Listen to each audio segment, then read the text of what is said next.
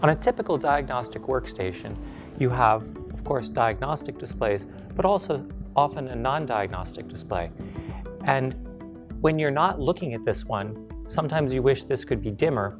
And so for that, we developed a feature called DimView, so that when you're working on this one can automatically be dimmed. Sometimes you actually have multiple of these non-diagnostic things, maybe one for a patient list, one for the reporting software. And so we've developed a feature called DimView Link, which lets them go together. So rather than just one getting bright or the other getting bright, they can both switch together. And I'll show how to set that up here. So if you bring up the Barco system settings and you go to the DimView, you can turn on the button that says dim and brighten the selected displays together. So once I've done that, now when I go over here to brighten up this display, this one comes at the same time. And so regardless of which one you go on to, both of them brighten up. And what's the point of this?